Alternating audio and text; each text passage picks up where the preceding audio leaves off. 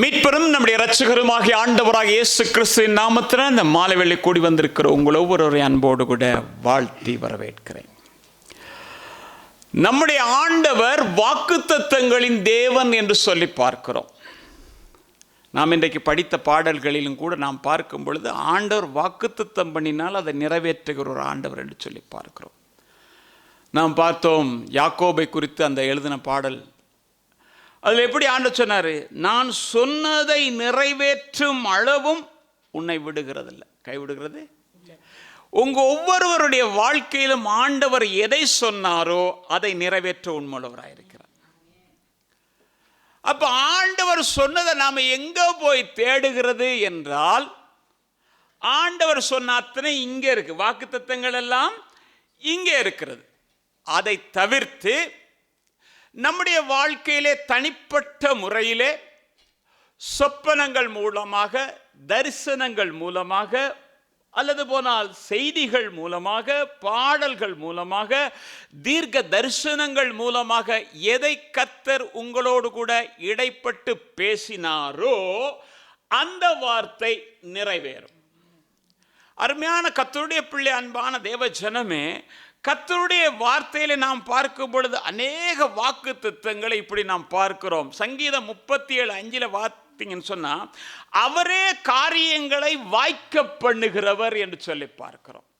நாம் என்ன முயற்சி எடுத்து எப்படித்தான் செய்ய வேண்டும் என்று நினைத்தாலும் கூட, நம்முடைய அறிவு திறனாலோ அல்லது போனால் எந்த மனிதனுடைய உற்சாக பலத்தை நம்பி நாம் செயல்பட்டாலும் கூட அவைகள் எல்லாம் ஒருவேளை இல்லாமல் போனாலும் ஆண்டவரை நம்பியிருக்கிற ஒரு கர்த்தருடைய பிள்ளையின் வாழ்க்கையிலே கர்த்தர் காரியங்களை வாய்க்க பண்ணுவார். ரெண்டாவது நீங்க பார்த்தீங்கன்னா, சங்கீதம் 1:3 நீங்க வாசித்தீங்கன்னா என்ன இருக்கு, அவன் செய்வது எல்லாம் வாய்க்கும். யாரு? இரவும் பகலும் அவருடைய வேதத்தை தியானிக்கிற மனுஷன் எவனோ, அங்கே கீழே இருக்கிற ஒவ்வொரு காரியங்களையும் அவன் வாழ்க்கையிலே தியானம் பண்ணி அதை கடைபிடிக்கும் போது ஆண்டவர் சொல்லுகிறாரு, அவன் செய்கிறது எல்லாம் வாய்க்கும். அது இல்லாம என் ஞானத்தினால கோடி ரூபாய் போட்டா 2 கோடி ரூபாய், 3 கோடி ரூபாய், 100 கோடி ரூபாய், 1 கோடியும் வராது.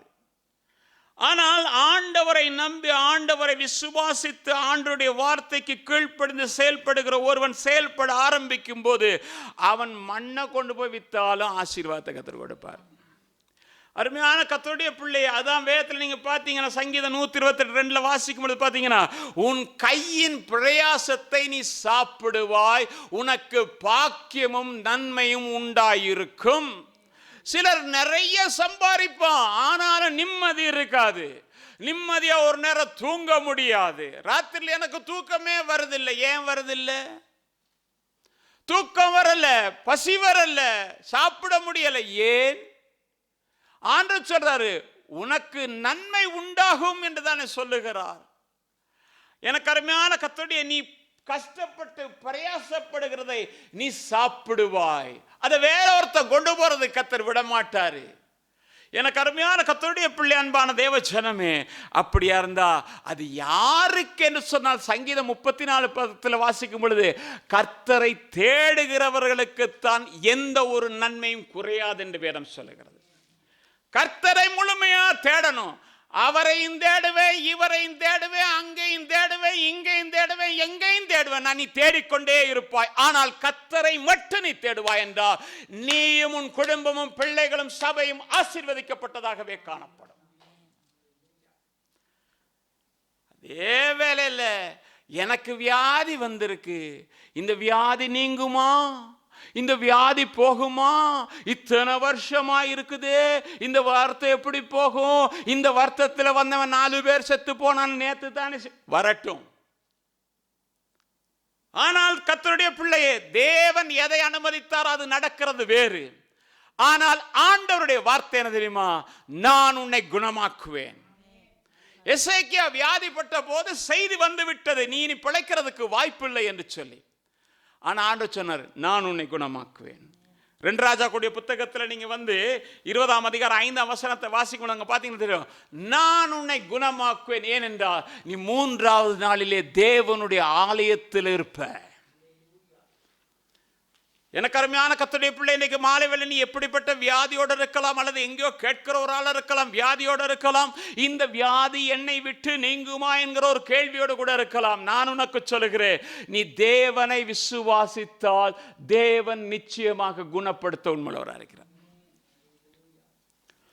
நீங்க பார்த்தீங்கன்னா ஆண்டவர் சொல்றாரு நீதிமொழிയുടെ புத்தகத்தில் 9ஆம் அதிகாரம் 11ஆம் வசனத்தில், என்னாலே உன் நாட்கள் பெருகும், உன் ஆயுசின் வருஷங்கள் என்ன செய்யும், விருத்தியாகும். என்னாலே தான் உனக்கு எல்லாமே ஆகும், உன் ஆயுசின் வருஷங்கள் எல்லாம் விருத்தியாகும். பிள்ளைகளையும் பிள்ளைகளுக்கு உண்டாக சமாதானத்தை நீ காண்பாய். ஆண்டவர் அப்படிப்பட்ட ஒரு ஆண்டவரை தான் நாம் ஆராதித்துக் கொண்டு இருக்கிறோம். நம்முடைய ஆயுசின் வருஷங்களை ஆசீர்வதிக்கிற தேவன்.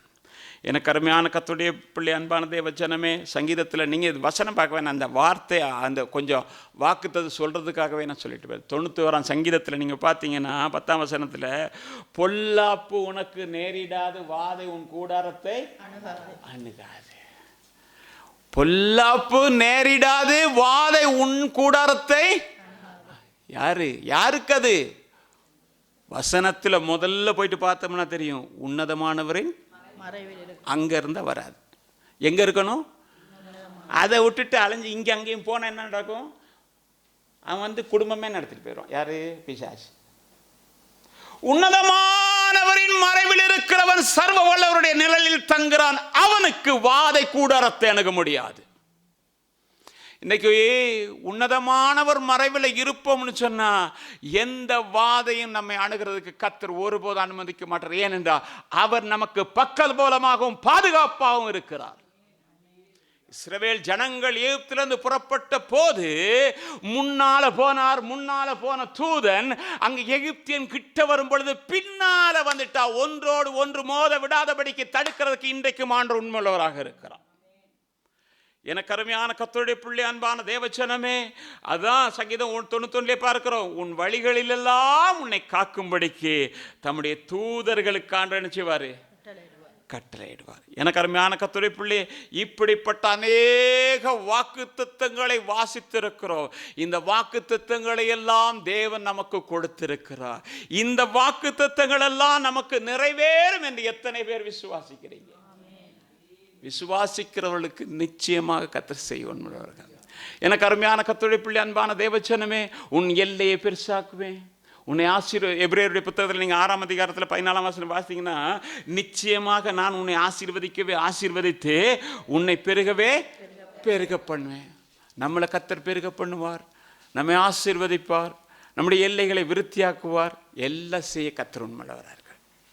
எனக்கு அருமையான கர்த்தருடைய பிள்ளை, அன்பான தேவச்சனமே, அப்போ ஆண்டவர் வாக்குத்தத்தம் கொடுத்தார் என்றால் அந்த வாக்குத்தத்தத்தை நிச்சயமாக நிறைவேற்ற உண்மையுள்ளவராக இருக்கிறார். அந்த வாக்குத்தத்தம் நிறைவேறும். ஏனென்றால் சொல்லுகிறதை செய்கிறவரும் சொன்னதையே செய்கிறவருமா இருக்கிறார். சொன்னா செய்வார், செய்கிறதைத்தான் அவர் சொல்லுவார், வேற எதையும் சொல்ல மாட்டார். அவர் சொன்னதை செய்யும் அளவும் கைவிடாத தேவனாக இருக்கு. அருமையான கர்த்தருடைய பிள்ளை, அன்பான தேவச்சனமே, ஆண்டவர் தன்னை குறித்து சொல்லும்போது சொல்றார் மல்கியா புத்தகத்தில் 3ஆம் அதிகாரம் 6ஆம் வசனத்தில், நான் கர்த்தர் நான் மாறேன். நான் கர்த்தர் நான் மாறாத. இந்த உலகத்தில் எல்லாம் மாறி போகும். அந்த ஆளு கடைசி வரைக்கும் எனக்கு உதவி செய்ய மாட்டான். நேற்று இருந்தவன் இன்றைக்கு செய்ய மாட்டான். அங்க வெளியால் மட்டும் இல்லை, வாழ்விலும் தாழ்விலும் சுகத்திலும் துக்கத்திலும் இன்பத்திலும் பங்கெடுப்புன்னு சொன்னது. பலர் பார்க்க எல்லாரும் ஆசீர்வதிச்சு அது வேற கூட போச்சு, இது வேற கூட போயிடுச்சு. இன்னைக்கு சுவிட்சர்லாண்டில் அது கூடி போச்சு. ஒரு காலம் திட்டிக்கிட்டே இருந்தாங்க, மேற்கத்திய கலாச்சாரங்கள்லாம் சரி வராது. இன்னைக்கு மேற்கத்திய கலாச்சாரம் அது அவனுக்கு எல்லாரும் தெரியும், இது அதை விட மோசமா இருக்குது. ஏன் இன்னைக்கு மாறிட்டாங்க? பிள்ளைகளை வாழ்க்கையெல்லாம் பார்ப்பாங்கன்னு சொன்னவங்க பிள்ளைங்க என்னது இருக்கிறதையும் சுருட்டிட்டு வெளியில் விட்டுருக்கு. எங்கள் அப்பா நல்லவங்க, எங்களை கடைசி ரோட்டில் விட்டு எத்தனையோ கதைகள் இப்படி கேள்விப்படுறோம் இல்லையா? ஏனென்றா மனுஷன் இன்னைக்கு இருப்பான், நாளைக்கு மாறிடுவான், ஆனால் ஆண்டவர் மாற மாட்டார். என் தெரியுமா வேதம் சொல்றது எப்படி தெரியுமா? நீங்கள் பார்த்தீங்கன்னா தெரியும், சங்கீதம் 39:5 எந்த மனுஷனும் மாயை, எந்த மனுஷனும் மாயைதான் ஐயா. அநேக காரியங்களை கண்டு பேசி பார்த்து பழகின எத்தனையோ பேருடைய வாழ்க்கையில இன்றைக்கு தெரியாதது போல போகிறவர்கள், தெரியாத போல நடக்கிறவர்கள் எத்தனையோ பேரை கொண்டு போய் தள்ளிவிட்டவர்கள் இருக்கிறார்கள். ஆனால் கர்த்தருடைய பிள்ளையே, நீ கர்த்தரை விசுவாசிப்பனா கர்த்தர் ஒருபோதும் மாறாதவராக இருக்கிறார். பேதுரு எடுத்து பாருங்க. பேதுரு என்ன சொன்னா, ஆண்டவரே யார் போனாலும் நம்ம விட்டு போய் என்ன செய்ய மாட்டேன். முதல்ல போனதே அவனை நம்பி அவர் சொன்ன சாவியை வச்சுக்க அப்படின்னாரு. சாவியை வாங்கினவன் போயிட்டான். ஆனா இன்றைக்கு நீ யாரை நம்பினாலும் மாறிடுவாங்க. நீ இயேசுவை நம்பின இயேசு உன்னை மாற மாட்டார். ஏன் தெரியுமா? எபிரேயருடைய புத்தகம் 13:8 என்ன தெரியுமா சொல்லுது? இயேசு கிறிஸ்து நேற்றும் இன்றும் என்றும் மாறாதவராய் இருக்கிறார். இயேசு கிறிஸ்து நேற்றும் இன்றும் என்றும் மாறாதவராய் இருக்கிறார். நேத்து மாறல, இன்னைக்கு மாறல, நாளைக்கு மாற மாட்டார். விசுவாசிக்கிறீங்களா? இயேசு கிறிஸ்து நேத்து மாறல, இன்னைக்கும் மாறல, நாளைக்கு மாறல. ஏனென்றால் அவர் தம்முடைய வார்த்தையிலே உறுதி உள்ளவராகவே இருக்கிறார். யோசுவாவுடைய புத்தகத்தில் நீங்கள் வாசித்து பார்த்தீங்கன்னா 21:45 வாசிப்போம். கர்த்தர் இஸ்ரவேல் குடும்பத்தாருக்கு சொல்லியிருந்த நல்வார்த்தைகளில் எல்லாம் ஒரு வார்த்தையும் தவறி போகவில்லை. 23:14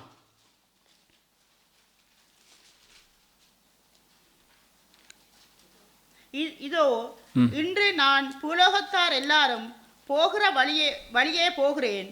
உங்கள் தேவனாய கர்த்தர் உங்களுக்காக சொன்ன நல் வார்த்தைகளில் எல்லாம் ஒரு வார்த்தையும் தவறி போகவில்லை என்பதை உங்கள் முழு இருதயத்தாலும் உங்கள் முழு ஆத்மாவாலும் அறிந்திருக்கிறீர்கள். அவைகளிலெல்லாம் உங்களுக்கு நிறைவேற்றி அவைகளில் ஒரு வார்த்தையும் தவறி போகவில்லை. ஆண்டவர் எதெல்லாம் சொன்னாரோ அதுல ஒரு வார்த்தையும் தவறி போகவில்லை என்பதை நீங்கள் அறிந்திருக்கிறீர்கள் என்று சொல்லி யோசுவா சொல்லுகிறார். அழைத்தவர் அந்த எல்லா காரியத்தையும் அன்றைக்கு செய்தார் என்று சொன்னால் இன்றைக்கும் அதை செய்ய உண்மையுள்ளவராகவே இருக்கிறார். எனக்கு அருமையான கர்த்தருடைய பிள்ளை, அன்பான தேவ ஜனமே, உங்களுக்கு ஆண்டவர் எவைகளை நான் நிறைவேற்றுவேன் என்று சொன்னாரோ அல்லது உங்களோடு கூட இடைப்பட்டாரோ அவைகளை தேவன் நிறைவேற்ற உண்மையுள்ளவராகவே இருக்கிறார். ஒருவேளை அவர் சொன்னது நிறைவேறும், இல்லை நீங்கள் வாஞ்சித்ததை நிறைவேற்றி கொடுக்கணும்னு இருக்கிறார். ஏனென்றால் அவர் நம்முடைய தகப்பனாகவே இருக்கிறார். தகப்பன் பிள்ளைகளுடைய வாஞ்சியை நிறைவேற்றுகிறது போல நம்முடைய பரம தகப்பனும் நம்முடைய வாழ்க்கையில நாம் எதையெல்லாம் வாஞ்சிக்கிறோமோ அதையெல்லாம் நிறைவேற்றி கொடுக்க அவர் நேற்றும் இன்றும் என்றென்றும் உண்மையுள்ளவராகவே இருக்கிறார்.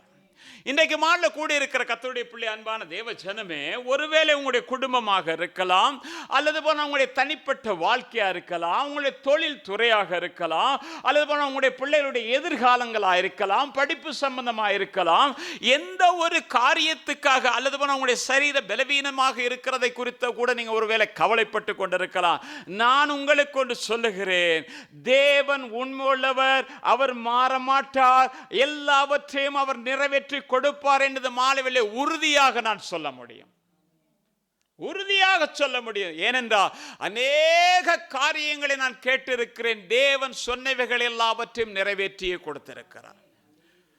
அந்த தேவன் இன்றைக்கு மாலை வேளையிலே உங்களையும் இந்த யோசுவா சொன்னது போலவே ஒரு நாளிலே சாட்சி சொல்ல, இந்த வருஷத்தின் கடைசியில சாட்சி சொல்ல, இந்த செய்தியின் மூலமாக ஒருவேளை என் உள்ளம் அங்கலாய்த்து கிடந்தது, ஒரு பதட்டத்தோடு கடந்தது, இது நிறைவேறுமா என்ற எதிர்பார்ப்போடு கூட கடந்தது. ஆனால் இந்த வசனமானது என்னோடு கூட இடைப்பட்ட போது, வசனம் சொன்னபடியே என் வாழ்க்கையை நான் மாற்றின போது, தேவன் எனக்கு அந்த அற்புதத்தை செய்து இன்றைக்கு என் வாழ்க்கையில ஒரு மகிழ்ச்சியை கொண்டு வந்தார் என்று சொல்லுகிற நாள் அது சீக்கிரத்தில் இருக்கிறது. நல்ல வசனத்தை கவனிச்சுக்கணும். வாக்குத்தத்தத்தை மட்டும் பிடிக்கிறது இல்ல, வாக்குத்தத்தத்துக்கு முன்னதாக கட்டளைகள் இருக்கிறது, அவைகளை நான் இப்ப பேசல. இன்றைக்கு பேசுகிற செய்தியிலே செய்தியின் அடிப்படையில் எது முக்கியமான ஒரு கருத்து பொருளாக இருக்கிறதோ அதை நீங்கள் கடைபிடிக்கும் போது தேவன் தம்முடைய வாக்குத்தத்தத்திலே உண்மையுள்ளவராகவே இருப்பார். அதை விட்டுவிட்டு வாக்குத்தத்தத்தை மட்டும் நீ செய்வதெல்லாம் வாய்க்கும், நான் உன்னை விட்டு விலகிறதில்லை, உன்னை கைவிடுகிறதில்லை, உன்னை ஆசீர்வதிக்கவே ஆசீர்வதிப்பேன், உன் பேர், இதை வச்சு ஜெபம் பண்ணா ஒரு நாள் நடக்காது. இதை வச்சு ஜெபம் பண்றதால ஒண்ணு நடக்காது. இல்ல பெரிய யாருக்கிட்டே போயிட்டு ஜெபம் பண்ணிட்டு வந்து ஆண்டவர் இதை நடக்கவே நடக்காது. தேவன் சொன்னதை நிறைவேற்ற வேண்டுமானால் தேவன் சொன்னதை நான் நிறைவேற்றணும். நான் நிறைவேற்றுவேன் என்றால் அவர் அதை நிறைவேற்றி கொடுக்கணும். எனக்கு அருமையான கர்த்தருடைய பிள்ளை, அன்பான தேவச்சனமே, நம்முடைய வாழ்க்கையில எப்போதும் தேவன் என்ன சொல்றாரோ அதை செய்யறதுக்கு ஒப்பு கொடுங்க. அந்த வசனத்துக்கு நேராக ஒப்பு கொடுங்க. வசனத்துக்கு நேராக ஒப்பு கொடுத்தா செய்யறதெல்லாம் வாய்க்கும். செய்வதெல்லாம் நீங்க எரேமியா தீர்க்க தரிசன புத்தகத்தில் 29ஆம் அதிகாரம்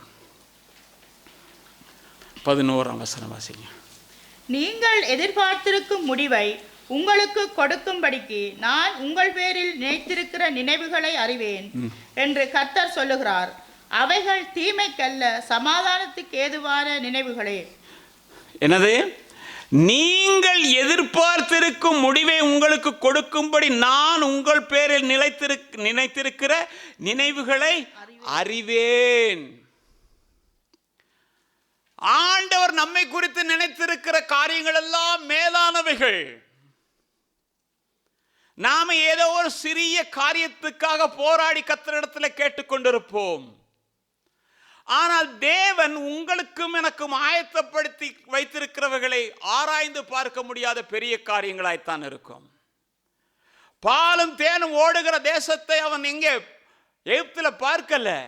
எகிப்தில் அப்படிப்பட்ட ஒரு காரியம் இல்லை. ஆனால் காணப்படாத ஒரு காரியத்தை கர்த்தர் வாக்கு பண்ணி இருந்தார். இதுதான் என் ஜனங்களுக்கு கொடுக்கப்பட வேண்டிய இடம் என்று அவர் முன்குறித்து வைத்திருந்தார். இந்த மாலையில் கூடியிருக்கிற கர்த்தருடைய பிள்ளையே, எனவே நீங்கள் எதிர்பார்த்திருக்கிற முடிவு, இன்னைக்கு அந்த அதிகாரியை போய் சந்திக்கணும். நாளைக்கு எப்படி சந்திக்கிறது? அவன் போனாலே முகத்துல வீசிடுவானே, அவன் எரிஞ்சு பேசுவானே, இந்த காரியம் நடக்கிறதுக்கு வாய்ப்பே இல்லையே என்று சொல்லுகிற ஒரு நிலைமையா இருக்கலாம். ஆனால் இவைகள் பெற்றுக்கொள்ள வேண்டும் என்கிற வாஞ்சியோடு கூட நீ இந்த மாலையில் கூடி இருக்கலாம். தேவன் உன் எதிர்பார்ப்புகளை நிறைவேற்றி கொடுக்க உண்மையுள்ளவராயிருக்கிறார். நீங்க விசுவாசிக்கணும். ஆண்டவர்கிட்ட சொல்லணும், ஆண்டவரே இந்த வார்த்தையை நான் விசுவாசிக்கிறேன், நிச்சயமா நடக்கும், நிச்சயமா நடக்கும் ஆண்டவரே.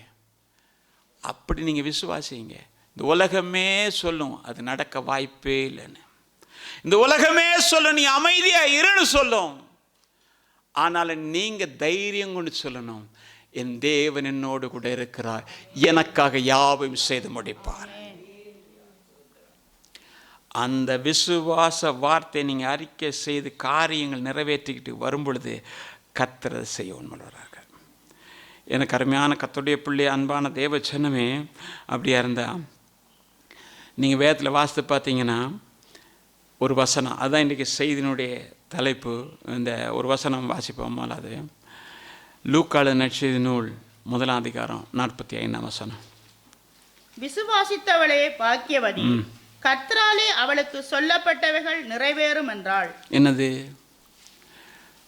கர்த்தராலே அவளுக்கு சொல்லப்பட்டது நிறைவேறும். மறுபடியும் சொல்லுகிறேன், கர்த்தராலே சொல்லப்பட்ட ஒவ்வொரு காரியமும் உங்கள் வாழ்க்கையிலும் என் வாழ்க்கையிலும் சபை வாழ்விலும் தனிப்பட்ட பிள்ளைகளுடைய வாழ்விலும் நிறைவேறும். கர்த்தரால் சொல்லப்பட்டது. மேலே பார்த்த வாக்குத்தத்தம் எல்லாம் கர்த்தரால் சொல்லப்பட்டது. ஒவ்வொரு வாக்குத்தத்தங்களை எடுங்க, அதுக்கு முன்னதாக இருக்கிற கட்டளை என்னன்னு பாருங்க. அந்த கட்டளையை நிறைவேற்ற ஒப்பு கொடுங்க. ஒப்பு கொடுத்து நீங்க செபிங்க, கர்த்தர் செய்வார். தேவதூதன் வந்து சொல்லுகிறான், இப்படி ஒரு காரியம் நடக்கப் போகிறது என்று சொல்லி. அவள் விசுவாசித்தாள். விசுவாசித்த போது அவன் சொல்லுகிறான், நீ பாக்கியவதி, கர்த்தரால் உனக்கு சொல்லப்பட்டது நிறைவேறும். இந்த மாலை வேளையிலே உங்களுக்கு சொன்னவைகளை கர்த்தர் நிறைவேற்றுவார். எப்படிப்பட்ட ஒரு வாஞ்சியோடு இருக்கிறீங்களோ, எப்படிப்பட்ட ஒரு தேவையோடு இருக்கிறீங்களோ, ஆண்டவர் சொல்வார், அதை நிறைவேற்றி தருவேன். நீங்களாகவே ஒரு நிமிஷம் உங்கள் மனக்கண் முன்னதாக உங்கள் தேவை என்னன்னு சொல்லிட்டு ஆண்டவர் அதை நிறைவேற்றுவார். கர்த்தர் எனக்கு சொன்னதை என் வாழ்க்கையிலே, என் பிள்ளையினுடைய வாழ்க்கையிலே நிறைவேற்றுவார் என்று சொல்லி நீங்கள் ஒரு காரியத்தை நினைத்த ஆண்டவருக்கு ஒரு ஸ்தோத்திரம் பண்ணுங்க. கர்த்தர் அதை செய்வார். கர்த்தர் அதை செய்வார். தேவனால் கூடாத காரியம் ஒன்றும் இல்லை. சாரா உட்காந்து சொல்லிக்கிட்டு தான் இருப்பா. எப்படி சொல்லுவா தெரியுமா? ஐயோ என் புருஷன் வயசு வந்துருச்சு, ஸ்திரீகளுக்குண்டான வழிபாடுன்னு போச்சு. நகைப்பா. இந்த வார்த்தையை கேட்டு இன்றைக்கு மாலை வேளை நகைக்கிற உனக்கு ஒன்று நடக்காது, நடக்கும் என்று விசுவாசிக்கிற உனக்கு நடக்கும் என்று சொல்லுகிறேன். எனக்கு அருமையான கர்த்தருடைய பிள்ளை, அன்பான தேவச்சனமே, ஏனென்றால் கர்த்தர் சொன்னதை நிறைவேற்றுகிற ஆண்டவர். ஆபிரகாமுக்கு சொன்னார். நீங்க வாசித்து பாருங்க, 26ஆம் அதிகாரம் 3ஆம் வசனத்தை. இந்த தேசத்திலே வாசம் பண்ணும் நான் உன்னுடனே இருந்து உன்னை ஆசீர்வதிப்பேன். நான் உனக்கு உன் சந்ததிக்கும் இந்த தேசங்கள் யாவையும் தந்து உன் தகப்பனாகிய ஆபிரகாமுக்கு நான் இட்ட ஆணையை நிறைவேற்றுவேன். தகப்பனாகிய ஆபிரகாமுக்கு ஆண்டவர் ஆசீர்வதிக்கவே ஆசீர்வதிப்பேன், உன் பேரை பெருமைப்படுத்துவேன் என்று சொல்லி ஆணையிட்டு கொடுத்தார். அந்த ஆணையை உனக்கும் நான் நிறைவேற்றி கொடுப்பேன் என்கிறது தான் ஆண்டவருடைய வார்த்தை. சந்ததி சந்ததியாக ஆசீர்வதிக்கிற ஆண்டவர். ஏனென்றால் ஆணை இடும்போது என்ன நடந்தது என்று சொன்னால், நீங்க வேதத்தில் வாசித்து பார்க்கும் பொழுது பார்த்தீங்கன்னா தெரியும். 23ஆம் அதிகாரம், என்னாகும் 23ஆம் அதிகாரம் 19ஆம் வசனத்தை வாசிங்க. இல்ல எபிரேயர் 6:13, மன்னிக்கணும், எபிரேயர் 6:13. ஆபிரகாமுக்கு தேவன் வாக்கு தத்தம் பண்ணின போது ஆணையிடும்படி தம்மிலும் பெரியவர் ஒருவரும் இல்லாதபடியினாலே தமது பேரிலே தானே ஆணையிட்டார். அவரை விட பெரியவர் அவர் மேல இவர் மேல சொல்றதுக்கு இல்ல, அவர் எல்லாவற்றுக்கும் மேல பெரியவரா இருந்ததுனாலே அவர் சொன்னார், நான் உன்னை ஆசீர்வதிக்கவே ஆசீர்வதிப்பேன். இன்னைக்கு மாலையிலே அந்த பெரியவர் இந்த மாலையிலே நம்மை பார்த்து சொல்லுகிறது, நம்முடைய குடும்பங்களை பார்த்து சொல்லுகிறது, நம்முடைய பிள்ளைகளை பார்த்து சொல்லுகிறது, நான் உன்னை ஆசீர்வதிக்கவே ஆசீர்வதித்து உன்னையும் உன் பிள்ளைகளையும் உன் சபையையும் நான் பெருமைப்படுத்துவேன். நம்ம மேலாக்கு போறதுக்கு, நம்ம இன்னுமா வளர்றதுக்கு கர்த்தர் உதவி செய்வார். நீங்க நினைக்கலாம் இதெல்லாம் நடக்கிறதுக்கு வாய்ப்பே இல்லைன்னு, ஆனால் பெருகவே பெருக பண்ணுவேன் என்று சொன்னவருடைய வார்த்தை நிறைவேறும். அது உங்க தனிப்பட்ட வாழ்க்கையில உங்களுடைய கையின் பிரயாசத்தை கர்த்தர் ஆசீர்வதிப்பார். உங்கள் தேவைகளை கர்த்தர் சந்திப்பார். சரீரத்தில் நல்ல சுகத்தை கொடுத்து அதேவேளை உங்களுடைய எல்லா காரியத்தை சந்திக்க தேவன் உண்மையுள்ளவராக இருக்கிறார். எனக்கு அருமையான கர்த்தருடைய பிள்ளை, அன்பான தேவச்சனமே, நீங்க பார்த்தீங்கன்னு சொன்னா கர்த்தர் ஒரு வார்த்தை சொன்னா மாற மாட்டேன்னு சொன்னார். காரணம் என்னன்னா, நீங்க என்னாமத்தின் புத்தகம் 23ஆம் அதிகாரம் 19ஆம் வசனத்தை வாசிங்க. பொய் சொல்ல தேவன் ஒரு மனிதன் அல்ல, மனம் மாற அவர் ஒரு மனுபுத்திரனும் அல்ல. அவர் சொல்லியும் செய்யாதிருப்பாரோ, அவர் வசனித்தும் நிறைவேற்றாதிருப்பாரோ. அவர் சொல்லியும் செய்யாது இருப்பாரோ, அவர் வசனித்தும் நிறைவேற்றாதிருப்பாரோ. விசுவாசிக்கிறீங்களா? கர்த்தர் சொன்னது எதுவோ நடக்கும். ஏன்னா தேவன் பொய் சொல்லவே மாட்டார். தேவன் ஒரு நாளும் பொய் சொல்ல மாட்டார். தன்னால் முடியாததை நமக்கு செய்து தருவேன் என்று சொல்ல மாட்டார். தன்னால் கொடுக்க முடியாத தருவேன்னு சொல்ல மாட்டார். தேவன் பொய் சொல்ல மாட்டார். மனுஷன் ஏகப்பட்ட பொய் சொல்லுவான். நாளைக்கு உங்களுக்கு அதை தருவேணுமா, அந்த பக்கமே வரமாட்டான். அந்த பக்கமே வரமாட்டான், அவன் செய்ய மாட்டான். ஆனால் தேவன் எதை சொன்னாரோ அவர் நிறைவேற்றுவார். அவர் பொய் சொல்லுகிறதுக்கு மனுஷன் அல்ல, மனுஷன் அல்ல. இந்த வார்த்தையை நீங்கள் நல்ல உறுதியாக படிச்சுக்கிட்டு, ஆண்டவர் நிறைவேற்றுவார், என் வாழ்க்கையில் நிறைவேற்றுவார், என் வாழ்க்கையில் நிறைவேற்றுவார் என்று சொல்லி நீங்கள் சொல்லும் பொழுது தேவன் நிச்சயமாக நிறைவேற்றுவார். சூழ்நிலைகளை பார்த்தால் நடக்க வாய்ப்பே இல்லை. ஆனால் ஆண்டவருடைய வார்த்தையை விசுவாசித்து அறிக்கை செய்கிறவனுக்கு நன்மை நடக்கும். ஆபிரகாமை பார்த்து சொல்லும் பொழுது மனுஷன் அப்படி சொன்னான். ஆனால் ஆண்டவர் சொன்னார், இன்னையிலேருந்து நீ அறிக்கை செய்யணும். எப்படி தெரியுமா? ஒன்று நான் பெரிய ஜாதியாக்குவேன், அதனால அபிராம் அல்ல ஆபிரகாம் என்று சொல்ல அப்படின்னு. போகிற இடமெல்லாம் என்ன சொன்னால் என் பேர் ஆபிரகாம். இல்லைப்பா உன் பேரா? இல்லை நான் பெரிய ஜாதியாக போகிறேன், கர்த்தர் என்ன வர்த்திக்க பண்ண போகிறார், கர்த்தர் என்ன ஆசீர்வதிக்க போகிறார். கர்த்தர் எங்கே காட்டினாரு? எழுதி காட்டினாரா? எழுதி கொடுத்தாரா? வீட்டுக்கு போனால் ஒன்றுமே கிடையாது. வீட்டுக்கு போனால் அதே நிலைமை தான். ஆனால் விசுவாசித்தான். விசுவாசித்ததுனாலே எல்லா இடத்திலும் அறிக்கை செய்தான். என் பிள்ளையை கர்த்தர் இப்படி உயர்த்துவார், என் குடும்பம் இப்படி உயர்த்தப்படும், நான் உயர்வேன், என் தேசத்தில் உயர்த்துவார். இதை நீ அறிக்கை செய்துக்கிட்டே வந்தா தேவன் அதை செய்ய உண்மையுள்ளவராக இருக்கிறார். மனுஷனை உயர்த்துறது கிடையாது, மனித பலத்தை நம்புகிறது கிடையாது. தேவனை நம்பணும், தேவனுடைய வார்த்தையை நம்பணும். வார்த்தையை நம்பி விசுவாசித்து அறிக்கை செய்தால் அறிக்கையை தேவன் கனப்படுத்துவார். இன்னைக்கு நம்ம என்ன நினைக்கிறோம்? மனுஷன் சொல்றது மேல நினைப்போம். நம்முடைய வாழ்க்கையில் மனுஷனுடைய வார்த்தைகளுக்கு கொடுக்கிற அந்த அந்தஸ்து, அந்த உயர்வு தேவனுடைய வார்த்தைக்கு கிடையாது. நான் ஒன்று சொல்லுகிறேன், இன்னையிலிருந்து அந்த வார்த்தையை நீங்கள் கனப்படுத்தி ஒவ்வொரு நேரமும் விசுவாச அறிக்கை செய்வீர்கள் என்றால் தேவன் உங்கள் விசுவாசத்தை கனப்படுத்துவார்.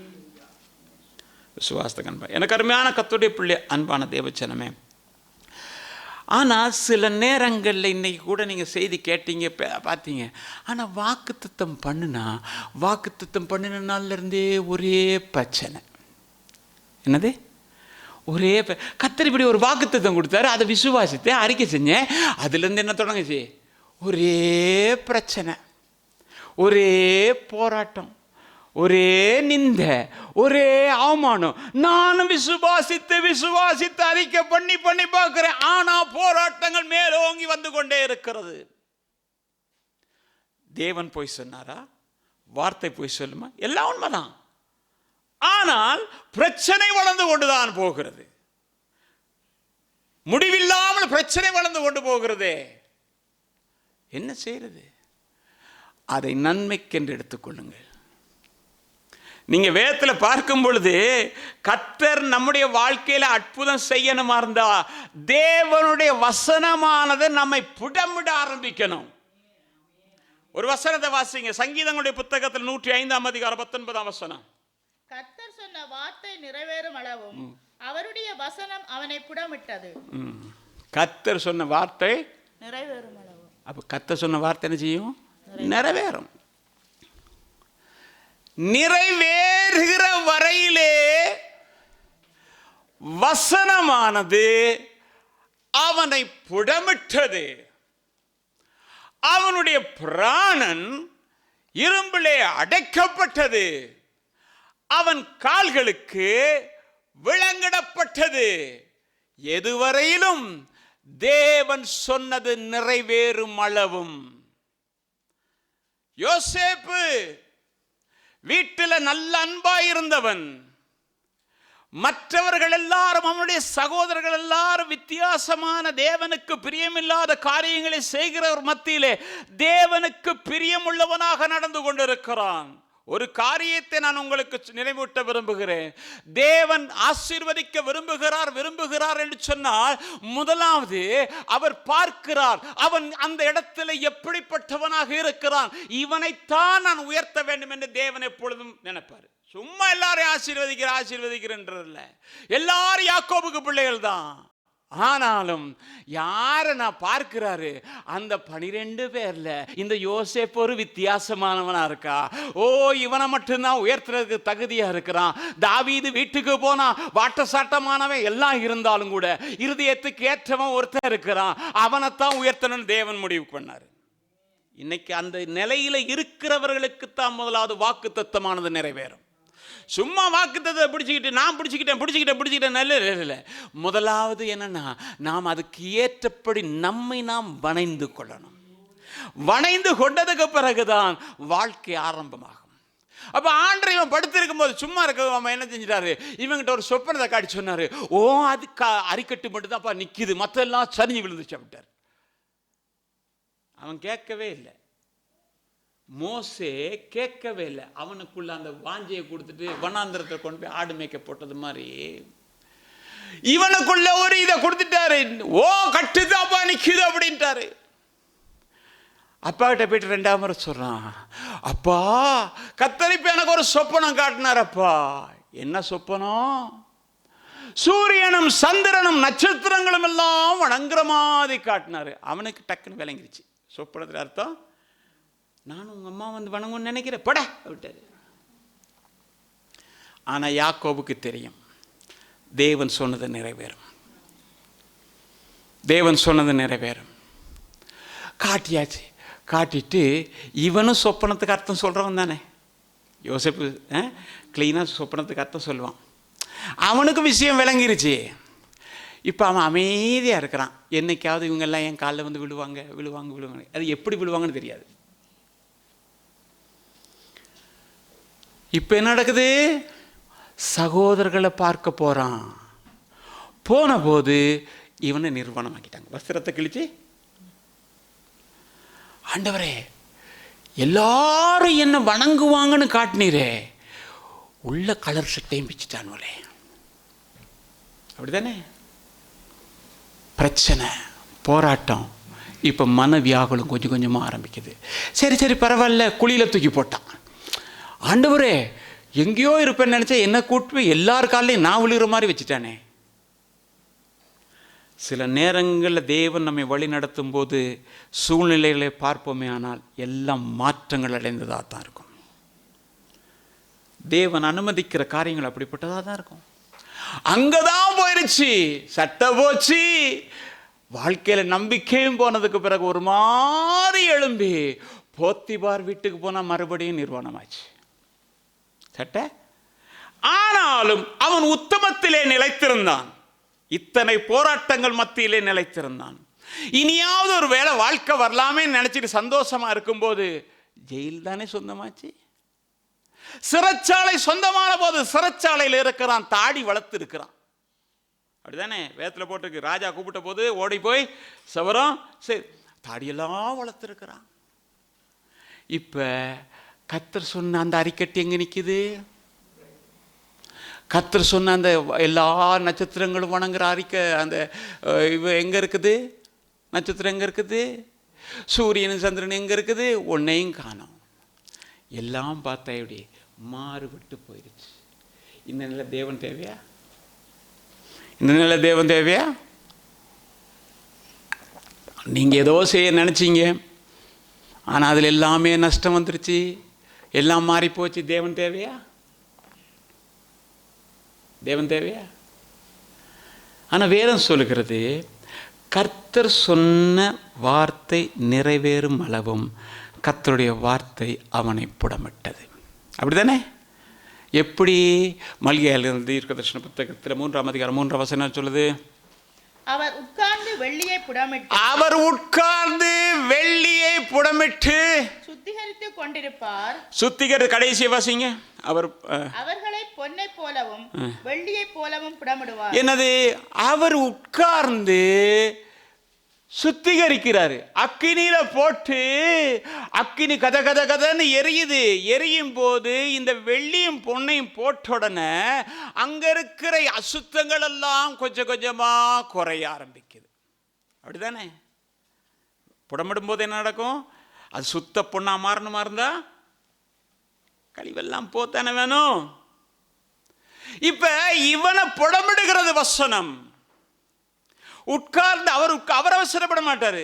அவர் உட்கார்ந்து வெள்ளியை புடமிடுகிறது போல புடமிடுகிறார். சில வேளையில யோசேப்பை புடமிட்டது போல உங்களையும் என்னையும் தேவன் விதமாக புடமிடுகிற நேரம் இருக்கிறது. புடமிட புடமிட புடமிட இப்ப யோசேப்புடைய வாழ்க்கையில இருக்கிற எல்லா மேல இருந்த அசுத்தம் எல்லாம் போயிருச்சு. எது வரைக்கும்? தேவன் சொன்னது நிறைவேறும் அளவும். தேவன் சொன்னதை நம்முடைய வாழ்க்கையில் நிறைவேற்ற வேண்டுமானால் அந்த அசுத்தம் எல்லாம் நீங்க வேண்டும் என்பதுதான் முதலாவது கட்டளை. அது நீங்காம எந்த வாக்கு தத்துவத்தை பிடிச்சிட்டு என்ன ஆட்டாடுனாலும் மறுபடியும் சொல்ற ஒண்ணு நடக்காது. இப்ப நான் கேட்கிற ஒரு கேள்வி, யோசேப்பு ஒரு வாலிபன், அவனுக்கு மான ரோஷம் இருக்குன்னு நினைக்கிறீங்களா? அவன் மான ரோஷம் இருக்காதா? இருக்குன்னு தானே. ஏன்னா அவனுக்கு உப்பு போட்டு சாப்பிட்றவன் தானே. நம்ம அப்படி தான் கேட்போம், உப்பு போட்டு சாப்பிட்றவனுக்கு மான ரோஷம் கிடையாதா கேட்போம் தானே. அப்போ அவனுக்கு இருக்கு. தன்னுடைய சகோதரர்கள் அவ்வளவு தூரம் அவனை வேதனைப்படுத்தி தகப்பனை விட்டு பிரித்து தகப்பன் கொடுத்த வஸ்திரத்தை எடுத்துக்கொண்டு அவனை குழியிலே போட்டு அடித்து அதற்கு பிறகு போத்திபார் வீட்டில் கொடுத்து இத்தனை பாடுகள் வேதனைகளுக்குள்ளும் என்னை அனுப்பினவர்கள் யார் என்றால் அவன் யாரை சொல்லுவான்? அவங்க மேல கோபம் வருமா வராதா? கோபம் வருமா வராதா? அப்ப அவனுக்குள்ள என்ன இருக்கிறது என்றால் பழி வாங்குகிற ஒரு உணர்வு வரும். உங்களுக்குள்ள வராது, எனக்கு வரும். வருமா வராதா? இத்தனை பாடுகளுக்குள்ள போனவனுக்கு என்னைக்காவது ஒரு நாள் வந்தா கத்தி எடுத்து குத்திடுவேன் அவனை. இல்லாட்டி எங்க அப்பாட்ட சொல்லி சரி என்ன செய்வேன், ஏதாவது ஒண்ணு அவனுக்குள்ள வரும். கசப்பு உள்ளுக்கு கிடந்துகிட்டே இருக்கும். அப்படிதானே? கசப்பு கிடக்கும். அப்சலோம் தாமார் அம்னோன், இந்த அம்னோன் மூலமாக தன் சகோதரியாகிய தாமார் துஷ்பிரயோகம் பண்ணப்பட்டது நிமித்தமாக அப்சலோமுடைய உள்ளத்தில் ஒரு வேகம் வந்தது. தாமாரை பார்த்து அழகான புத்திமதி சொன்னான். என்ன சொன்னா? சகோதரியே, நீ இதை உன் மனதிலே வைக்காத, நீ அதை மறந்துடுமா அப்படின்னா. என்னது, அவன் சகோதரன் தான் அப்படிதானே சொன்னான் வேதத்தில். அவன் சகோதரன், நீ மறந்துடுமா அப்படின்ட்டான். ஆனால் அவன் என்ன தெரியுமா செஞ்சான்? தனக்கு பிறந்த பிள்ளைக்கு என்ன செஞ்சான்? என்ன பேர் வச்சான்? தாமார்னு பேர் வச்சான். அவனுக்கு ஆம்பளை பிள்ளை இல்லை, தாமார்னு பேர் வச்சான். பேர் வச்சா வேதத்தில் நீங்கள் பார்த்தீங்கன்னா இருக்கும், அப்சலோமுடைய உள்ளத்தில் அது இருந்துச்சான். எது? அம்மோனை என்னைக்காவது பழி வாங்கணும். எதில் நிறைஞ்சிருந்தான்? கசப்பில் நிறைஞ்சிருந்தான்.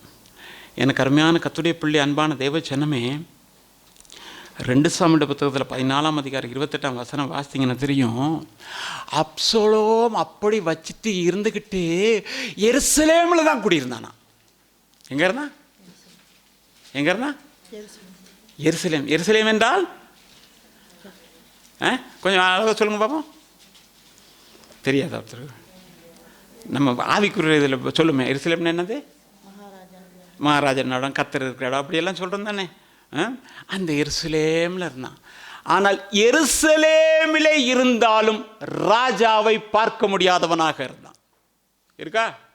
வாசிங்க சிஸ்டர் வசந்த். அப்சலோம் ராஜாவின் முகத்தை காணாமலே 2 வருஷம் எருசலேமிலே குடியிருந்தான். என்னது? எருசலேமில் குடியிருக்கலாம், ஆனா ராஜாவுக்கும் அவனுக்கும் தொடர்பில்லை. காரணம் என்ன தெரியுமா? உள்ளத்துக்குள்ள கிடந்து பொறுமிக்கிட்டே இருந்ததுதான். இன்னைக்கு நம்முடைய வாழ்க்கையில் ராஜாவோடு கூட சரியான ஐக்கியம் இல்லாமல் இருக்கும்போது நாம் ராஜா இடத்துல எப்படி கேட்க முடியும்?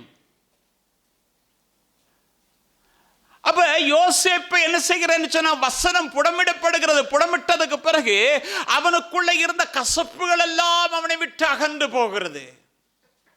ஆண்டு தெரியும், இது இருந்தா அவனுக்கு என்ன செய்ய முடியாது? சகோதரோடு கூட போய் ஐக்கியம் வைக்க முடியாது, அன்பு செலுத்த முடியாது, அவனை உயர்த்த முடியாது.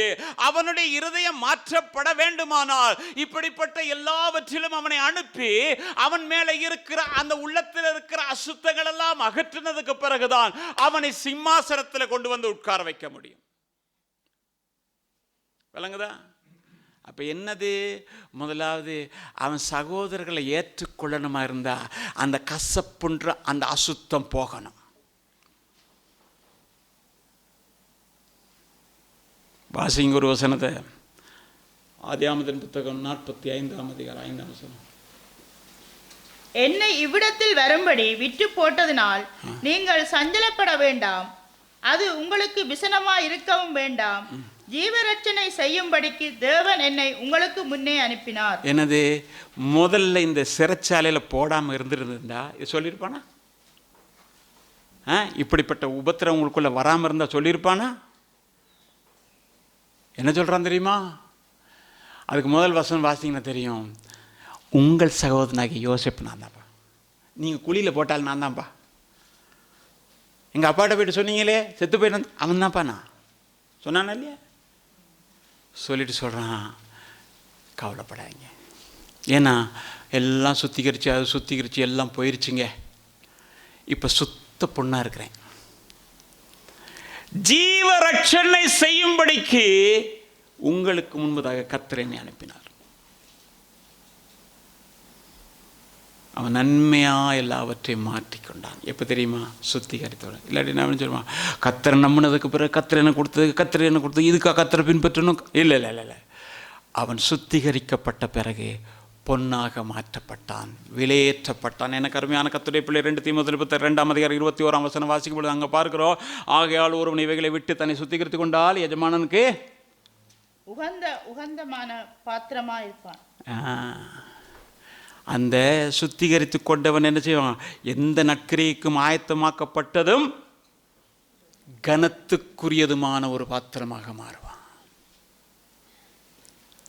இன்னைக்கு நம்முடைய வாழ்க்கையிலும் புடமிடப்படும் பொழுது அசுத்தங்கள் எல்லாம் போனதுக்கு பிறகு எஜமானுடைய கரத்தில் போயிருக்கிற ஒரு பாத்திரமாக நாம் மாறும் பொழுது உங்களையும் உங்கள் குடும்பத்தையும் உங்களுடைய பிள்ளைகளையும் தேசத்திலே உயர்த்த கத்தருங்களாக. அதுக்கு என்ன செய்யணும்? புடம் பண்ணும்போது அதெல்லாம் போகுது. அது போகும்போது கொஞ்சம் வேதனையாக தான் இருக்கும். வேதனையாக இருந்தாலும் பரவாயில்ல, கர்த்தர் சொன்னது நிறைவேறணுமா இருந்தால் ஒப்பு கொடுத்தான் பழகணும். எனக்கு அருமையான கர்த்தருடைய பிள்ளை, அன்பான தேவச்சனமே, அதான் நீங்கள் ஆபகுக்கு தீர்க்கதரிசனம் 2:3 வாசிங்கன்னா தெரியும். குறித்த காலத்துக்கு என்ன செய்யுது? தரிசனம் வைக்கப்பட்டு தான் இருக்குது. வாசிங்க. குறித்த காலத்துக்கு தரிசனம் இன்னும் வைக்கப்பட்டிருக்கிறது, முடிவிலே அது விளங்கும், அது பொய் சொல்லாது, அது தாமதித்தாலும் அதற்கு காத்திரு, அது நிச்சயமாய் வரும், அது தாமதிப்பதில்லை. என்னது? தரிசனம், தீர்க்க தரிசனம், கர்த்தருடைய வார்த்தை, அது தாமதிக்கும், ஆனால் பொய் சொல்லாது, அது நிறைவேறும். அது நிறைவேற வேண்டுமானால் நீ ஒன்று ஒப்பு கொடுக்கணும், சுத்திகரிக்கப்படணும். சுத்திகரிக்கிறதுக்கு எது? போய் நெருப்பில் விழுறதில்ல, தேவனுடைய வார்த்தையினாலே சுத்திகரிக்கப்படணும். ஆண்டு சொன்னார், நான் சொன்ன வசனத்தினாலே அவர்கள் சுத்திகரிக்கப்பட்டிருக்காங்க. யோவான் 15 அப்படி தானே இருக்கு. வசனம் தான் சுத்திகரிக்கும். ஒவ்வொரு நாளும் வசனத்தில் எப்படியெல்லாம் சுத்திகரிக்க முடியுமோ அப்படியெல்லாம். நீங்கள் என்ன கூட நீங்கள் பார்க்காதீங்க. சபையில் இருக்க அன்பான விஷயம், உங்களை நீங்கள் மட்டும் இந்த இடத்துல சுயநலமாக பாருங்கள்.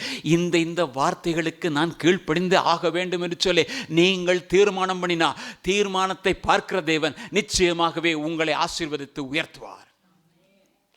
அவருடைய வார்த்தை உங்கள் வாழ்க்கையில் நிறைவேறும். எனக்கு அருமையான கர்த்தருடைய பிள்ளை, அன்பான தேவச்சனமே, அப்படியா இருந்தால் ஆண்டவர் உடனே செய்கிறதில்லை. இன்னொரு வசனத்தை கூட நான் வாசித்து பார்ப்போம்னு சொன்னால் தெரியும். ஏசாயா தீர்க்க தரிசன புத்தகத்தில் 61:3 வாசிக்கும் பொழுது ஆண்டவர் எல்லாம் கொடுப்பாராம். சமாதானம் கொடுப்பாரு, சந்தோஷம் கொடுப்பாரு, எல்லாம் போட்டிருக்கு. வாசிங்க. சீயோனிலே துயரப்பட்டவர்களை சீர்படுத்தவும் அவர்களுக்கு சாம்பலுக்கு பதிலாக சிங்காரத்தையும் துயரத்துக்கு பதிலாக ஆனந்த தைலத்தையும் ஒடுங்கின ஆவிக்கு பதிலாக துதியின் உடையையும் கொடுக்கவும் அவர் என்னை அனுப்பினார். என்னது? கொஞ்சம் பாருங்க. சாம்பலுக்கு பதிலாக சிங்காரத்தையும், அப்படிதானே? ஒடுங்கின ஆவிக்கு பதிலாக துதியையும் மகிழ்ச்சியினால் நிரப்புறார். அப்படித்தானே? மகிழ்ச்சினால சுத்த பொண்ணு என்ன செய்ய? மகிழ்ச்சினால நிரப்புறாரு. உங்களெல்லாம் நிரப்புவாரா? அப்போ அதுக்கு முதல்ல ஒரு காரியம் செய்வார். என்ன தெரியுமா? சீயோனிலே சிறைப்பட்டவர்களை எப்படியா? துயரப்பட்டவர்களை சீர்படுத்தணும், ஒழுங்கு செய்யணும். இதை விட்டுருமா, இதை விட்டுருவா, இதை செய்யாத, இதை நீ செய் அப்படின்னுவார். நீங்கள் சொல்கிறத நான் செய்ய மாட்டேன், நீங்கள் செய்ய வேணான்னு சொல்கிறத நான் செய்வேன். அப்போ தான் என்ன செய்யும்? ஆசீர்வாதம் கொட்டுன்னு கொட்டும். ஆசீர்வாதம் கொட்டும். கொட்டும். எப்போ கொட்டும்? நீங்கள் சொல்கிறத நான் செய்ய மாட்டேன், நான் செய்கிறத செய்வேன். நீங்கள் வேணா ஏற்றுக்கொண்டால் ஏற்றுக்கொள்ளுங்கள், ஏற்றுக்கொள்ளாவிட்டால் நீங்கள் போருங்க.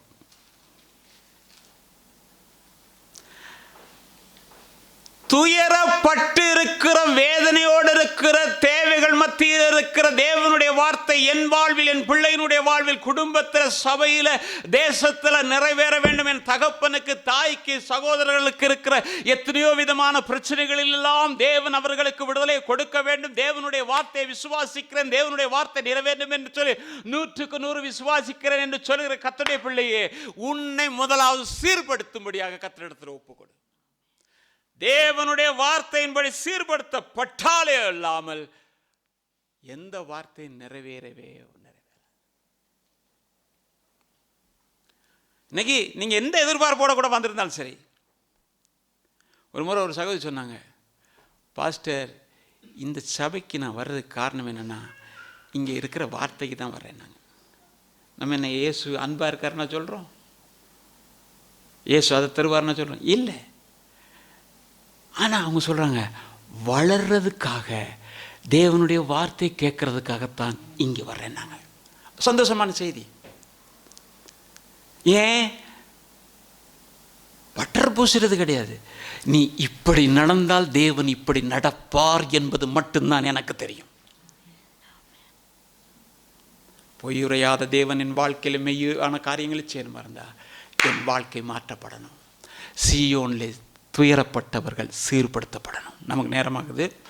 அருமையான கர்த்தருடைய பிள்ளை, அன்பான தேவச்சனமே, எனவே தான் யோசுவா 21:21-45 வாசிக்கும் போது தேவன் சொன்ன நல்வார்த்தைகளை ஒன்றும் தவறாது, ஒன்றும் தவறு. இன்னும் நான் செய்திக்கே வரலையே, சரி. எனக்கு அருமையான கர்த்தருடைய பிள்ளை, அன்பான தேவச்சனமே, நீங்கள் எசேக்கியேல் 12:28 பார்த்தீங்கன்னாக்கோ ஆண்டவர் சொல்கிறாரு, நான் சொன்ன வார்த்தை நிறைவேறும் என்று சொன்னார். நான் சொன்ன வார்த்தை நிறைவேறும். எரேமியா தீர்க்கதரிசன புத்தகத்தில் 1:12 வாசிக்கும் பொழுது நீங்கள் அங்கே பார்த்தீங்கன்னு சொன்னால், எரேமியாட்ட கேட்குற, எரேமியா நீ என்னத்தை காண்கிறாய் அப்படின்னு. வாதுமை மரத்தின் கிளைகளை காண்கிறேன் அப்படின்னா. நீ கண்டதே சரியே, என் வார்த்தையை நான் தீவிரமாய் நிறைவேறு. இன்னைக்கு தேவன் இவ்வளவு நேரம் வாதுமை மரத்தின் கிளைகள் உங்களுக்கு காட்டினாரா? எங்க காட்டினாரு. இப்ப ஆண்டவர் சொல்றாரு, என் வார்த்தையை நான் தீவிரமாய் நிறைவேற்றுவேன். இன்றைக்கு மால் வந்திருக்கிற உங்கள் வாழ்க்கையில கர்த்தர் அந்த வார்த்தை என்ன செய்வார்? தீவிரமாய் நிறைவேற்றுவார். அப்ப தீவிரமாய் யாருக்கு நிறைவேற்றுவார், எப்படி நிறைவேற்றுவார் என்று சொன்னால், சகரியா தீர்க்கதரிசன புத்தகத்தில் 6:15 கர்த்தரின் சத்தத்தை கேட்டு நடந்தீர்களே ஆனால் இது நிறைவேறும்.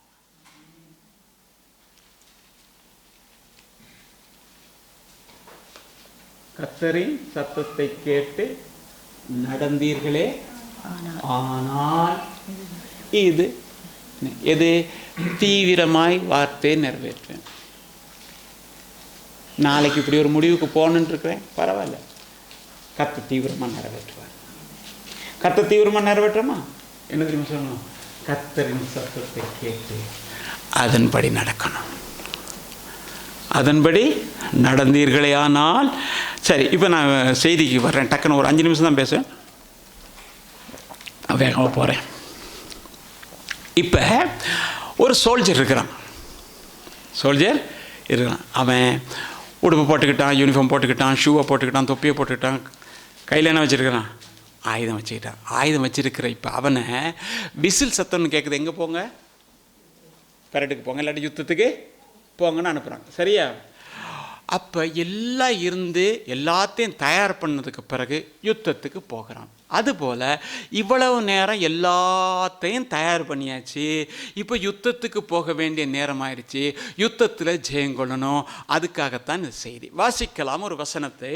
லூக்கா 8:50. இயேசு அதை கேட்டு பயப்படாதே, விசுவாசம் உள்ளவனாய் இரு, அப்பொழுது இவன் ரட்சிக்கப்படுவாள் என்றார். சரி, இப்ப கர்த்தருடைய வார்த்தை நிறைவேறணும் அப்படின்னு இவ்வளவு நேரம் நம்ம என்ன செஞ்சோம்? எல்லாத்தையும் பார்த்துக்கிட்டே வந்து அவருடைய வார்த்தையின்படி எல்லாம் செய்யணும். இப்ப ஆண்டவர் சொல்றாரு, வார்த்தையை கீழ்ப்படிஞ்சிட்டப்பா நீ என்ன செய்யணும்? விசுவாசிக்க ஆரம்பிக்கணும். இன்னைக்கு நான் உங்கள்கிட்ட கேட்குறேன், நீங்க இந்த வார்த்தையை விசுவாசிக்கிறீர்களா? இயேசு அதை கேட்டு பயப்படாதே, விசுவாசம் உள்ளவனாயிரு அப்படின்னாரு. இன்னைக்கு செய்தியினுடைய தலைப்பு விசுவாசம் உள்ளவனாயிரு. இந்த மாலையில் கூடி இருக்கிற சகோதரனே விசுவாசம் உள்ளவனாயிரு, சகோதரியே விசுவாசம் உள்ளவனாயிரு. தேவன் காரியத்தை நிறைவேற்றுவார். நீங்க பார்த்தீங்கன்னா அங்க என்ன நடக்குது அப்படின்னு சொன்னா, யாவீர் வர்றான். அவனுக்கு இருந்த ஒரே ஒரு மக வியாதி பட்டு போச்சு, சாக போகுது. சாக போகிற நேரம் பார்த்து வர்றான். வந்தால் அவன் கேள்விப்படுறான், இயேசு நிறைய அற்புதம் செய்கிறாரு. இன்னைக்கு நீ இயேசுகிட்ட போனால் அவன் பிள்ளை நிச்சயமாக என்ன செய்யும்? உயிரோடு எழும்பிரும் அப்படின்னு. இவன் அங்கேருந்து யாரையும் கூப்பிடல, தனியாக வேக வேகமாக ஓடி வர்றான். இயேசு எங்கே இருக்காரு எங்கே இருக்காரு ஒரு மாதிரி கண்டுட்டான். இந்த இடத்துல வந்தோட நேராக காலில் விழுந்தான். விழுந்து, ஆண்டவரே என் மக மரண அவஸ்தைப்படுற, ஆண்டவரே நீங்கள் வந்து குணமாக்கணும். ஆண்டவர் மறு உத்தரம் எதுவும் பேசலை. போகிறாங்க. எங்கே போகிறாங்க? அவங்க வீட்டுக்கு நேராக போகிறாங்க. போனால் இடையில நடக்குது, பெரும்பாடுள்ள ஸ்திரீ வந்துருச்சு. வந்து தொட்டுருச்சு. தொட்ட உடனே சுகம் வந்துருச்சு. சுகம் வந்த உடனே ஆண்டவர் சரி போனால் போட்டுன்னு சொல்லாமல் இவன் இங்கே அவஸ்தைப்பட்டுக்கிட்டு இருக்கான், அங்கே மக அவஸ்தைப்பட்டுக்கிட்டு இருக்கு. அவர் கேட்குறாரு, என்னை தொட்டது யார்? இவனுக்கு எப்படி இருந்திருக்கும்? அப்போ சீசர் மாதிரி சொல்ல, இவ்வளோ பேர் இருக்கான் இடிச்சிக்கிட்டு இருக்கான், நீங்கள் தொட்டது யாருன்னு கேட்க, அவன் தான் அங்கே இருக்கான்னு வாங்க போ, அப்படி தானே இருக்குது. அவங்க சொன்னாங்க தானே, ஆண்டவரே இவ்வளோ பேர் தொடுறாங்க, யார் தொட்டுன்னு ஆண்டரை கேட்க முடியும்? இவன் இவ்வளோ அவசரம் பாவம் தானே ஐயா, அழுதுகிட்டு இருக்காயா. ஆண்டவர் கொஞ்சம் பொறு அப்படின்றாரு. என்ன தொட்டது யார்? வல்லமை வேலை. இது நான் சொல்லித்தான் அங்கிட்டு போவேன் அப்படின்றாரு. அவர் சொன்னோன்னா அங்கேருந்து அந்த அம்மா நடுங்கிட்டு வந்து நான் தான் அப்படின்னு கேட்டோடனே, அப்போ இவனுக்குள்ள ஒரு விசுவாசம் வளர ஆரம்பிச்சிருக்கு. எப்படி தெரியுமா? இந்த தொட்டதுக்கே இப்படி ஒரு காரியம் நடந்தா, எங்கள் வீட்டுக்கு வந்தா அந்த வாசல் படியே மீச்சாலே மக என்ன செஞ்சிருவா? ஓடி வந்துடும். நல்ல விசுவாசத்தில் இருக்கான். விசுவாசத்தில் இருக்கும்போது மக வீட்டிலேருந்தே செய்தி வருது. வந்தால் எப்படி வருது? போதகரை தொந்தரவுப்படுத்தாதீங்க. போதகரை நீங்களும் அப்படி தான் எல்லாம் ஃபுல்லாக விசுவாசத்தில் ஜெபமணி உபாசமெல்லாம் இருந்து எல்லா காரியம் செய்யும்போது இப்படி ஒரு செய்தி வரும். வந்தோடனே இதுக்காகத்தானா நான் இவ்வளவு கஷ்டப்பட்டேன், இதுக்காகத்தான் நான் உபவாசம் இருந்தேன், இதுக்காகத்தான் நான் சேர்ச்சிக்கு போனேன், இதுக்காகத்தான் வசந்த வாசி, இப்படி ஒரு நிலைமை வரும். அந்த நிலையில் ஆண்டவர் அவனை பார்த்தாரு. இவன் வாய் திறந்து எதுவும் பேசுறதுக்கு முன்னதாகவே ஆண்டவர் அவனை பார்த்து சொன்னார், விசுவாசம் பயப்படாதப்பா, விசுவாசம் உள்ளவனா இரு, ஓ மக ரட்சிக்கப்படுவான். இல்லான்ற செத்து போச்சாண்டு ஒரு வார்த்தை பேசலை. ஆண்டவர் பேசும்போது எதிர்த்து பேசாதபடிக்கு மௌனமாய் இருக்கிற எந்த தேவனுடைய பிள்ளையினுடைய வாழ்க்கையிலும் தேவன் அற்புதம் செய்யாமல் விடமாட்டார். சந்தேகப்படாமல் ஆண்டவர் செய்வார் அப்படின்ற ஒரே சூழ்நிலைகள் மாறலாம், பாதகம் மாறலாம், வாக்குத்தத்தம் பண்ணினவர் மாற மாட்டார்ன்றது மட்டும்தான் விசுவாசமாக இருக்கணும். நீங்கள் கிடைக்கும், எங்கே கிடைக்கும்? எங்கும் கிடைக்காது, எங்கேயும் கிடைக்காது. ஆனால் தேவன் தர உண்மையுள்ளவராக இருக்கார். காகத்தை கொண்டும் போஷிப்பார், விரவை கொண்டும் போஷிப்பார். உட்கார்ந்து கேள்விக்கு அடிக்கடி சொல்கிறது தான், உட்கார்ந்து கேள்வி கேட்கக்கூடாது. வானத்தின் மதகுகள் திறந்தாலும் இது நடக்கும் என்றால் நடந்தே தான் ஆகும். உன் வாழ்க்கையில் நடக்கும் என்று சொன்னதை கர்த்தர் நிறைவேற்றி கொடுப்பார். எனக்கு அருமையான கர்த்தருடைய பிள்ளை, அன்பான தேவஜன், நேரமாகுது, நாம் முடிக்க போகிறோம். அப்போ இந்த விசுவாசம்னா என்னதுன்னா, எபிரேயர் 11 முதலாம் வசனத்தில் பார்த்தீங்கன்னாக்கா, நம்பப்படுகிறவைகளின் உறுதியும் காணப்படாதவைகள் நிச்சயமும் அவ்வளோதான். தெரியல, ஆனாலும் விசுவாசம் எல்லாத்தையும் நம்புது. கர்த்தர் செய்வார் நம்புது. நமக்கு எலியாவை தெரியும், எசேக்கியேல் தெரியும், ஆபிரகாம் தெரியும், யாக்கோபு தெரியும், ஈசாக்கு தெரியும். எல்லாருக்கும் ஆண்டவர் விசுவாசத்தினாலே அற்புதங்கள் செய்தார் என்று சொல்லி, இன்றைக்கு உங்கள் வாழ்க்கையிலும் என் வாழ்க்கையிலும் அற்புதம் செய்யணுமா இருந்தால் நம்மக்கிட்ட முதலாவது விசுவாசம், ரெண்டாவது அறிக்கை பண்ணணும், மூணாவது நம்ம பார்வை சரியாக இருக்கணும். நம்ம பார்வை சரியாக இருக்கணும். பார்வையில் விசுவாசம் இருக்கணும். ஆண்டவர் ஆபிரகாமுக்கு சொன்னார், நீ பார்க்கிறது தான் தருவேனார். அப்படிதானே? அங்கே நம்ம இப்போ வேணாம். நம்ம ஒரு வசனத்தை பட்டு வாசம், என்ன 14ஆம் அதிகாரம் 9ஆம் வசனம். கர்த்தருக்கு விரோதமான மாத்திரம் கலகம் பண்ணாதிருங்கள். அந்த தேசத்தின் ஜனங்களுக்கு நீங்கள் பயப்பட வேண்டியதில்லை. அவர்கள் நமக்கு இரையாவார்கள். அவர்களை காத்த நிழல் அவர்களை விட்டு விலகி போயிற்று. கர்த்தர் நம்மோடு இருக்கிறார். அவர்களுக்கு அவர்களுக்கு பயப்பட வேண்டியதில்லை என்றார். அவர்களுக்கு பயப்பட வேண்டியதில்லை. மோசே என்ன செஞ்சானா, கோத்திரத்து பிதாக்களை கூப்பிட்டு நாம சுதந்திரிக்க போகிற அந்த தேசம் எப்படி இருக்குன்னு போய் பார்த்துட்டு வாங்கடா அப்படின்னு எல்லாரும் போனால் 12 பேர் போயாச்சு. 12 போய் நல்ல கவனிங்க. அதில் ஒரு காரியத்தை நான் தெளிவுபட்டேன். எப்படின்னா 12 பேரும் போனால் 12 பேரும் அந்த இடத்துல சுற்றி திரிஞ்சானோ, அந்த தேசத்தில் சாப்பிட்டாங்க. அந்த தேசத்தில் இருக்கிற கனியை 2 பேர் சுமந்துக்கிட்டு வர்றான், திராட்சை, அவ்வளோ பெரிய இது எல்லாம் நடந்த. ஆனால் அந்த இடத்துல யாராவது இவர்களுக்கு விரோதமாக வந்து ஒரு வார்த்தை பேசினார்கள் வேதத்தில் கிடையாது. இருக்கா? நீங்க யாரு, எவ்விடத்தார், எங்க இருந்து வந்தீங்க, ஒருத்தனும் பேசல. யாரு? இவங்களாகவே கற்பனை பண்றான். கற்பனை பண்ணி 10 பேர் சேர்வான், அதுக்குன்னு சேர்வான், கெடுக்கிறதுக்கும் கெட்டு போறதுக்குன்னு சேர்ற மாதிரி சேர்றான். 10 பேர் சேர்ந்து சொல்றான், வெட்டுக்கிளிகளை போல இருந்துன்னு சொல்லுவோம். வந்து மோசே கேட்கும் போது ஜனங்களுக்கு ஒரு பெரிய கதையை விடுறான். எப்படி தெரியுமா? அந்த தேசத்துக்கு போன உண்மைதான், நல்ல தேசம்தான், பார்த்தோம், நல்லதுதான், பாலும் தேனும் ஓடுற தேசம் தான், இந்த பழங்களை சாப்பிட்டு பாருங்க, நாங்களும் இங்கே சாப்பிட்டு நல்லா இருந்துச்சு. ஆனால் ஒன்றுமே செய்யாமல் இருந்துன்னு சொல்கிறான். அந்த ஜனங்கள் பொல்லாத ஆட்கள், கொடிய ஜனங்கள். அவர்கள் பார்வைக்கு நாங்கள் வெட்டுக்கிளிகளை போல இருந்தோம், எங்கள் பார்வைக்கும் நீ வெட்டுக்கிளி. ஒன்ன நீ எப்பயும் தாழ்த்தி பார்த்தா என்னைக்கு அப்படிதான் இருப்ப. நீ உன்னை உயர்த்தி பார். அப்பொழுதுதான் தாவீது கோலியாத்தை பார்க்கும்போது அவனுடைய கண்களுக்கு அது வெட்டுக்கிளியை போல இருந்தது. இன்னைக்கு மகா பெரிய பிரச்சனைகள் மலை போல இருக்கலாம், இவைகள் நடக்காது என்று உலகம் சொல்லலாம். உன் பார்வை மாறுபட்டதாக இருக்கணும். என்னோடு இருக்கிறவர் பெரியவராய் இருக்கிறார், அது எனக்கு சுதந்திரமாக தருவார் என்று சொல்லுங்க, கர்த்தர் செய்வார். யோசுவாவும் காலேபும் சொன்னாங்கன்னு தெரியுமா? பயப்படாதீங்க, கர்த்தர் நம்மோடு இருக்கிறாரு, நமக்கு ஜெயம் இருக்கிறது, நமக்கு ஜெயம் இருக்கிறது, நாம் சுதந்திரிப்போம் என்று சொல்லி நீங்க வேதத்தில் வாசித்து பார்ப்பீங்க. யோபுடைய புத்தகம் 23:14 எனக்கு குறித்திருக்கிறதை அவர் நிறைவேற்றுவார். அடுத்து என்ன சொல்றான்? இப்படிப்பட்டவைகள் இன்னும் அநேகம் நிறைய இருக்கு அவர்கிட்ட. இன்னைக்கு இதுதான் தேவைன்னு கேட்குறீங்களா? ஒரு பென்சில் கேட்டேன், 3 பென்சில் கற்று தருவார். அதுதானே? அண்ணால் போயிட்டு ஒரு ஆள் தான் கேட்டார், பின்னால் 5 கொடுத்தார். அப்படிதானே? இன்னைக்கு ஒரு அற்புதம் இல்லை, தொடர்ச்சியான அற்புதங்களை செய்ய தேவன் வல்லமையுள்ளவராக இருக்கிறார். நாம் எல்லாரும் எழுந்திருப்போமா?